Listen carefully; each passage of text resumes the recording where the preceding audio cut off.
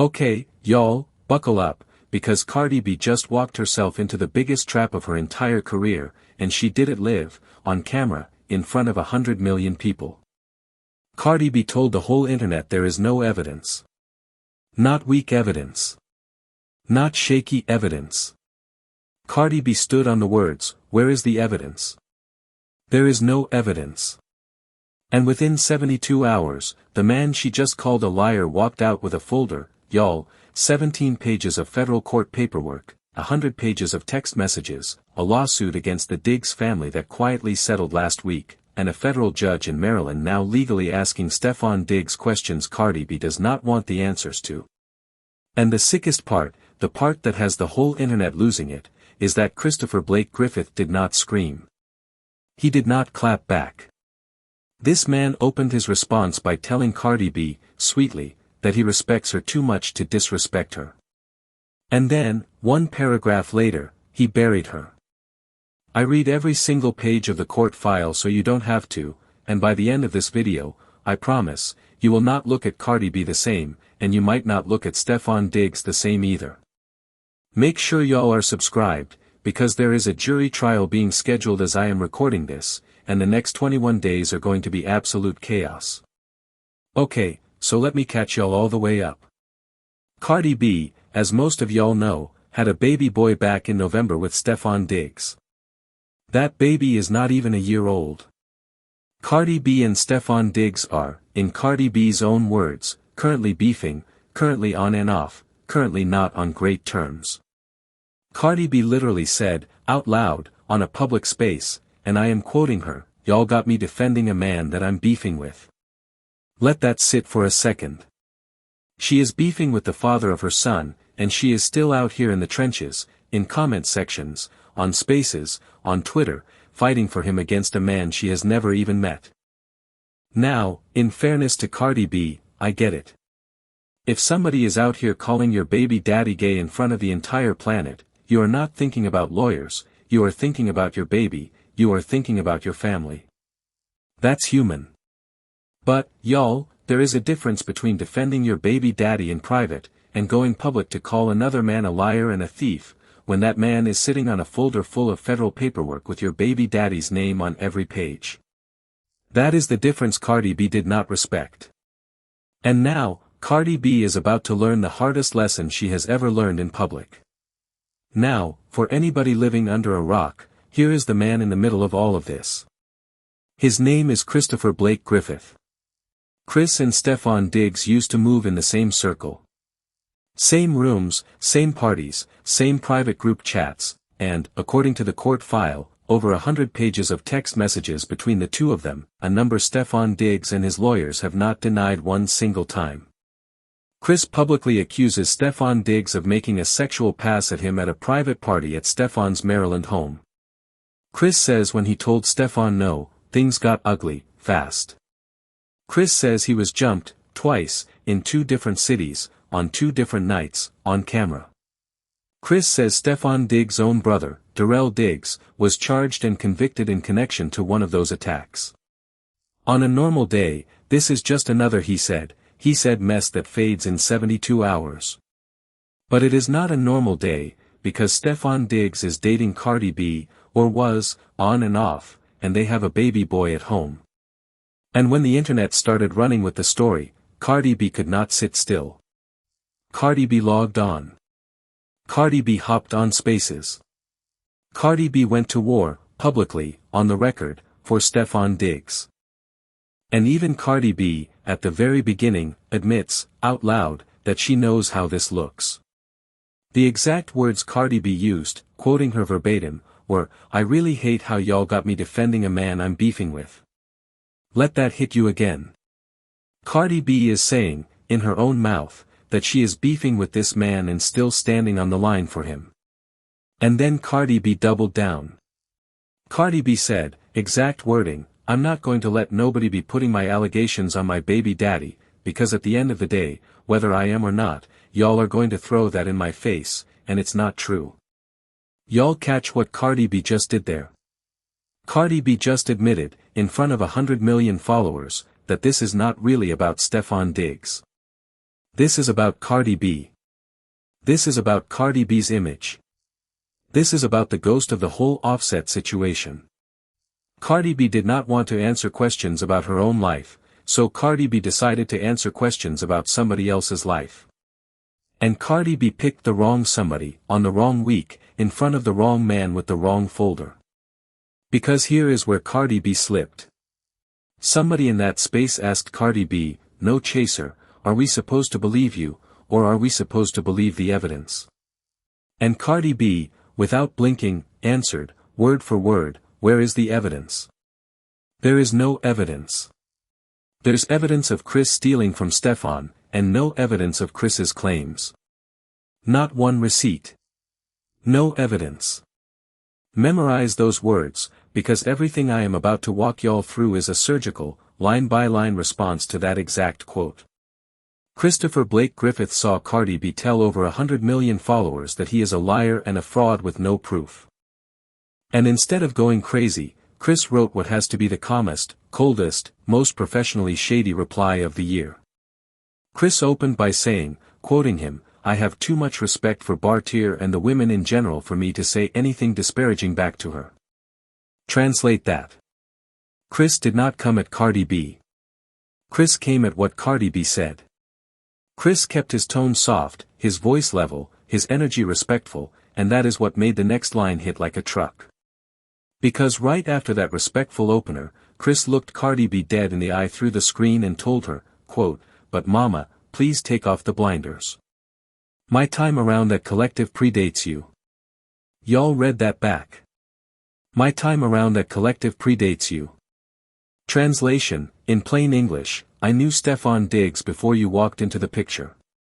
You met this man last season. I have years of history with him. I have 100 pages of messages with him. And you are out here defending a version of Stefan Diggs you have never actually met. And a lot of y'all have been saying the exact same thing in the comments for weeks. Cardi B is defending a highlight reel. Chris is talking about the raw footage. But Cardi B did not stop there. Cardi B went further. Cardi B said, quote, "This man did 3 interviews, changed his story 2 times, and never provided not one receipt." You're right. Wait till the trials start. So Cardi B is telling the internet that Chris has no receipts, no paperwork, nothing but a shifting story. But here is what Cardi B either does not know, or, worse, does know and chose to ignore. This is not a social media story anymore. This has been a federal court case since October, styled Stefan Diggs versus Christopher Blake Griffith, sitting in front of a federal judge in Maryland. I pulled the actual 17-page complaint. I read every line. And what is in that document is so much more insane than anything on TikTok or Twitter. So let me walk y'all through it, in order, because the order is what makes this whole thing scarier for both Cardi B and Stefan Diggs. Stefan Diggs is the one who filed the lawsuit. Stefan Diggs is suing Chris on 5 counts, 2 counts of defamation, 1 count of intentional infliction of emotional distress, and 2 counts related to interference with Stefan Diggs' endorsement contracts. Stefan Diggs' lawyers put in the filing, in black and white, that his contracts have morality clauses, and they point at the UGG campaign. Because what Chris did, which is honestly wild, is that Chris tagged UGG directly under Stefan Diggs' own advertisement, and wrote a caption I am about to read word for word. Chris wrote that Stefan Diggs, quote, drugged him, attempted to assault him, and conspired with his employee, hitman to organize an attack on his life, that Stefan Diggs' brother Darrell Diggs was charged and convicted for being involved in, and that UGG gave him a campaign spot standing next to Sarah Jessica Parker. Chris ended it with, quote, somebody's got to do their homework. I'm disgusted. And, y'all, Chris compared Stefan Diggs to Aaron Hernandez, on Stefan Diggs' own endorsement post. This did not start with a whisper. This started with a public detonation. Now, this is where Stefan Diggs' version of that night comes in, because Stefan Diggs' own lawyers wrote this version in the filing themselves. On May 20th of 2023, Stefan Diggs Foundation threw a charity basketball game in D.C. 600 people in the room. $30,000 raised for single mothers, a detail I want y'all to sit with. Stefan Diggs personally invited Chris to the event. Stefan Diggs' own words, in a federal document, admit that Stefan Diggs and Chris were, quote, cool, and that Stefan Diggs invited Chris specifically to build buzz for the foundation. After the game, a group went back to Stefan Diggs' home in Rockville, Maryland. Stefan Diggs was not there yet. Stefan Diggs' assistant walks into Stefan Diggs' bedroom and, according to the filing, finds Chris alone in there, quote, prying around. Chris allegedly tells the assistant that Stefan Diggs promised him a tour of the house. The assistant does not buy it and sends Chris back downstairs. Later that same night, the assistant sees Chris coming up from the basement carrying a suitcase, appearing to have collected Stefan Diggs' personal belongings. The staff puts Chris in a rideshare and sends him to the airport. So, in Stefan Diggs' version, the only person who committed a crime that night was Chris. And, y'all, this is exactly what Cardi B was talking about. When Cardi B said, there's evidence of Chris stealing from Stefan, this is the story she is talking about. It is in the filing. But, y'all, this is where the whole thing turns, because Chris's version of the same night is also in that document, pulled directly from the police report Chris filed with Montgomery County Police, a report the detective flagged as recorded on audio. Stefan Diggs' lawyers put Chris's own version in front of the federal judge and labeled every line of it false. Now, let me read what Chris told police, because Cardi B needs to hear this, and every jury member on this trial is absolutely going to hear this.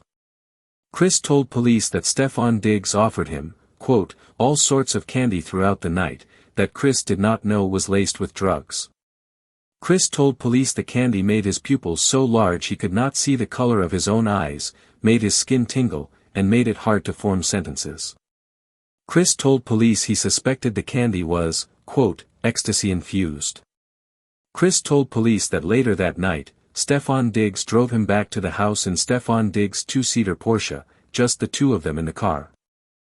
Chris told police that Stefan Diggs put his arm around him, quote, like a brother would, then gripped his shoulder, pulled him in close, and, this is a quote from a federal filing, put his tongue in his ear in a kissing fashion, while whispering to Chris to come to his room. Chris told police he ran down a hallway, locked himself in a bathroom, and spent 45 minutes splashing water on his face, trying to, quote, plan my escape from his enormous property. Now, before y'all lose it, remember, this is Chris's version, and Stefan Diggs and his lawyers have called every word of this fiction. But I promised y'all I would read the paperwork, so I am reading the paperwork. Chris told police that when he finally came out of the bathroom, two women and a man cornered him in a hallway and demanded he corroborate a story. Chris says they asked him, quote, so what are you going to say when you leave here? Chris told police he was then stripped, beaten, and robbed of his silver titanium Rimowa trunk and his jewelry, $30,000 to $50,000 of belongings, and put in a car to the airport in, quote, the worst clothes you could imagine. 1 week later, May 29th, in Los Angeles, the second alleged attack happened. In the same filing, Chris describes what he calls, quote, the hit Stefan Diggs sent out on my life, which was downgraded to an armed aggravated robbery since they couldn't pull it off. A hit, downgraded to a robbery, because, in Chris's words, they couldn't pull it off. And it does not stop there. In the same post Stefan Diggs is suing Chris over, Chris claims Stefan Diggs is, quote, operating a sex ring out of his residence. Chris claims Stefan Diggs, quote, has a history of drugging people at his private parties. And, y'all, on page 8 of the filing, I promise I am not making this up, Chris claimed that Stefan Diggs' assistant plays a, quote, very Ghislaine Maxwell-esque role and, quote, practices witchcraft on the sexual subjects to prepare them for Stefan.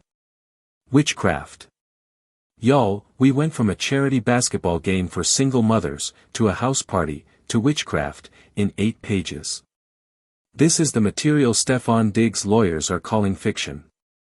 And, honestly, once you read that section out loud, you understand why they filed the lawsuit. Because if any of that is even slightly untrue, that is defamation with a capital D. Now, here is what is bad for Chris, if you are being fair. The timeline. Stefan Diggs' filing points out that Chris did not go to the police until October 16 of 2024. That is 17 months after the night at the house. 17 months. And when Chris finally did file that report, Montgomery County Police took no action. No charges. Nothing. That is in the document. And on the Los Angeles incident, Stefan Diggs' filing says Stefan Diggs was not there. Stefan Diggs was not even in the state of California.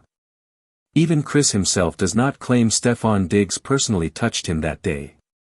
Chris claims Stefan Diggs sent people.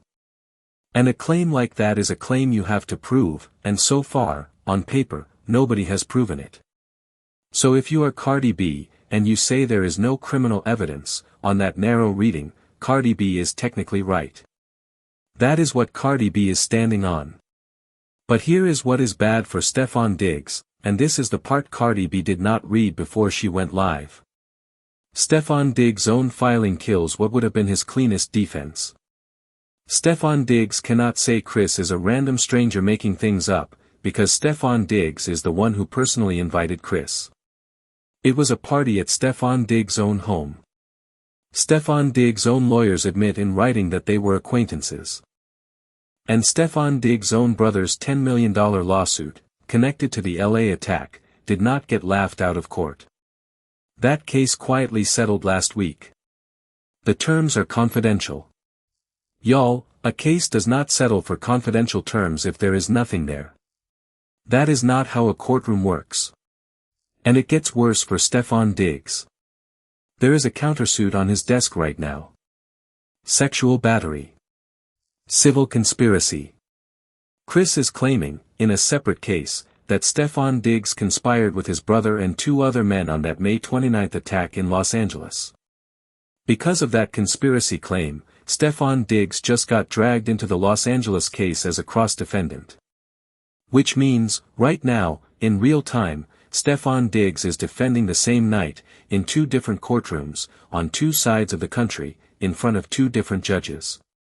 Stefan Diggs' lawyers are begging the Maryland judge to pause the case. Their exact words are, quote, blatant gamesmanship. And Cardi B, on Space, is telling the world there is no evidence. Now, remember, Cardi B said Chris has no receipts. Chris said, on record, that there are over 100 pages of text messages between Chris and Stefan Diggs. And Stefan Diggs' legal response was not, those are fake. Stefan Diggs' response, through his own team, was, essentially, post them then. Which is either the most confident move I have ever seen, or the most reckless, and there is no in-between. Because if those 100 pages come out, and they show what Chris says they show, this whole thing is over in a weekend. And then there is the June 3rd order, which nobody is talking about enough. The federal judge in this case issued an 8-page ruling. I read it. And it is brutal for Stefan Diggs. When Chris's lawyers asked Stefan Diggs, in a formal legal question, how Stefan Diggs knows Chris, Stefan Diggs answered with basically one word. Acquaintances. And the judge did not like that. The judge then ordered Stefan Diggs to hand over information, and, y'all, listen to this list, because this is what a federal judge is now legally requiring Stefan Diggs to disclose. Any payments made to the alleged assailants of the May 29 attack, between May and November of 2023. Every sexual misconduct allegation ever made against Stefan Diggs by anyone since 2020, whether formal charges were filed or not. And the names of every PR and reputation management professional Stefan Diggs has worked with. And, this is the part Cardi B needs to sit with, if Stefan Diggs does not comply, the order literally lists a default judgment as the consequence, which, in plain English, is an automatic legal loss on the entire case. Now, to be fair to Stefan Diggs, the same order cut in his direction on a few points. The judge refused to force Stefan Diggs to answer the drug question directly and specifically called out Chris's team for not compromising in good faith. But when a federal judge is asking who got paid after an attack, this is not a blog story anymore. And that, right there, is Cardi B's problem. Because when Cardi B told the world there is no evidence, if Cardi B meant no criminal charges, then, technically, Cardi B is correct, and the filing backs her up. There are no charges. The police report was filed 17 months late.